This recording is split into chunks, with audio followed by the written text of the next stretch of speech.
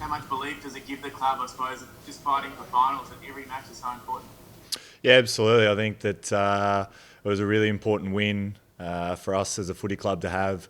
It was probably the first win that we've played in all year that we haven't had it our own way for most of the game. So really proud of the boys, and obviously thrilling last couple of minutes, but I was glad that we got over the line.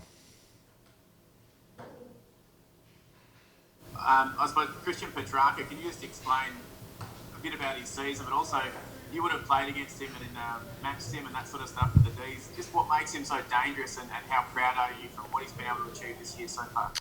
Yeah, absolutely. I think Track's someone that, I probably went back to 2 years ago. I think the second pre-season that I was here, he worked really hard on his game. And last year, I thought he had quite a good year. I think he finished fourth in our BNF. And when, as a club, we didn't have a great year, I thought that he was someone that really shone through. And I think it just really filtered onto this year. And for him to be able to be playing the way he is, I'm super proud of him.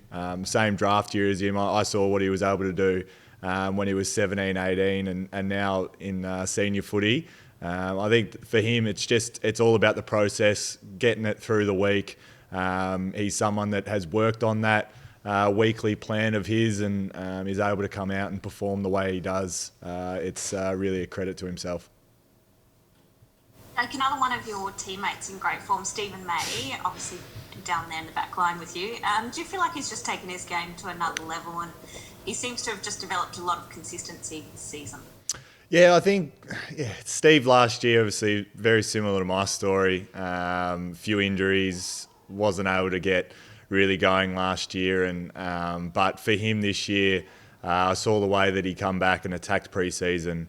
Lucky enough to be standing beside him most of the time, and to see what he was able to do in the pre-season and how he gave every little ounce to his body, whether that was his fitness stuff or his recovery stuff. He's been fantastic, and to see the way he's performing now, I'm glad I'm standing right alongside him every step of the way. And it's just a really, I think he's definitely proud of the way he's going, but he's definitely got some unfinished business.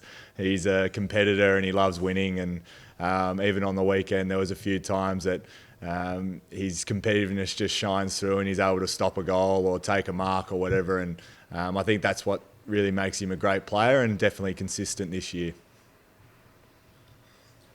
You've got a run of seemingly very winnable games coming up over the next 2 or 3. I suppose how big an opportunity is that? But then also it's one of those ones that you really can't afford to drop them either. Yeah, I think for us, I think that this year has been definitely different for us in all aspects. But the games that we've played in, I think that that we've won, we've been able to play really consistent football throughout those 4 quarters, and get the game on our terms, and that's what we're just going to look forward to doing this next couple of weeks against Fremantle, against Sydney. Then obviously we come back from Cairns, and then we've got GWS and Essendon. So we definitely know that there's a big opportunity there for us.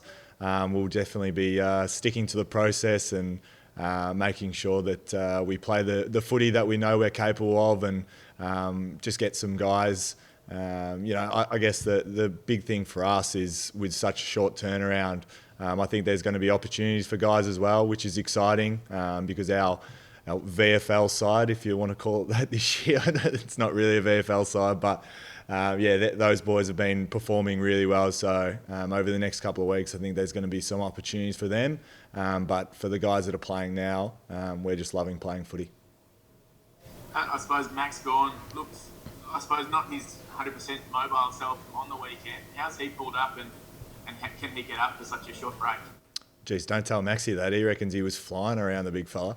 But no, he's a warrior, Maxie. I saw him this morning. I was actually in the beach with him this morning, so he's going to be doing everything right to get up this week, which I have no doubt that he will. I think that was really an important point for him actually coming back, is not just to be a one-hit wonder and play that one game and then not be able to back it up in 4 or 5 days' time, because we knew that this was going to happen. So I have no doubt that Big Maxie will be out there on the weekend.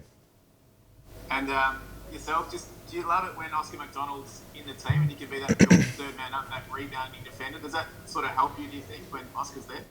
Oh, look, I think that when Oscar comes in the side, it definitely does relieve me of a little bit of, having to play on that second or first tall or whatever it is. I think that when Oscar was out of the side, I played some really consistent footy as well. I'm not just going to have to keep Oscar out there and make sure that he's always in the side.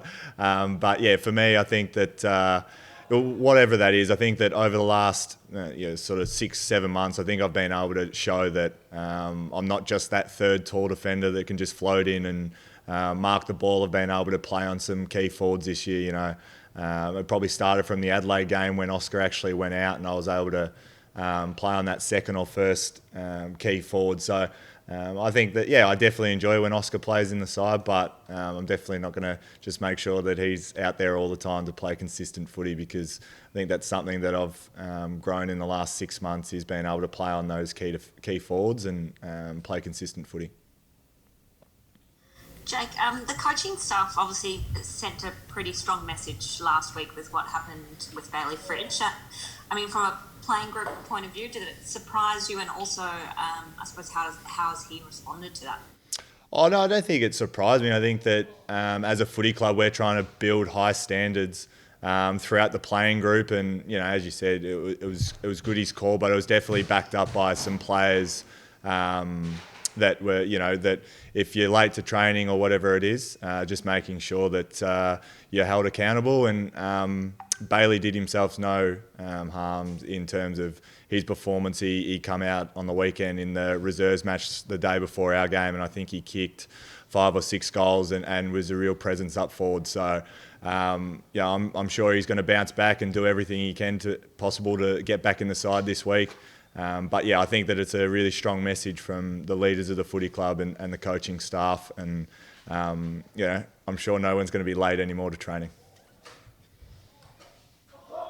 Mate, just one from Cairns.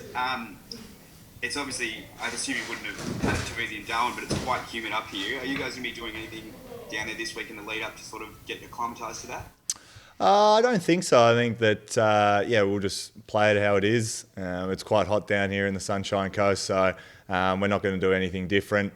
Darren Burgess always has some tricks up his sleeve for the heat, and might be a slushy or something at half time that he might throw in. For us, we're just worrying about playing football, and hopefully that, the heat, we know that it's going to be hot up there, so I'm sure later on in the week we'll do something towards that. And Jake, I asked this question last week to Patrick Dangerfield as well. Do you feel for the Crows at the moment? He said he does, just to see where the team's at the moment, like on the bottom of the ladder. Yeah, I definitely feel for the players there. Some of them are still my very good mates, and obviously a difficult time in the Adelaide club's history. Not many times they've bottomed out and sitting on the bottom of the ladder, winless. Obviously, it's pretty disappointing to see that, but I think they've got the right people around there now, and they've got great leadership in Rory Sloane, and some of their senior players are really helping drive those younger players to get better. And unfortunately, in AFL footy, there's always got to be someone that sits on the bottom of the ladder, and this year it's Adelaide's turn. And I think that they'll bounce back pretty quickly, and they'll just stick to the process, and hopefully it turns for them. Jake, any preferences on where the grand final should be? Not really, to be honest. I think that anywhere there can be a crowd, I think that's probably going to be a main talking point for the AFL, and I think the players would love to be able to play in front of a big crowd, or whatever that capability is. So, but no preferences.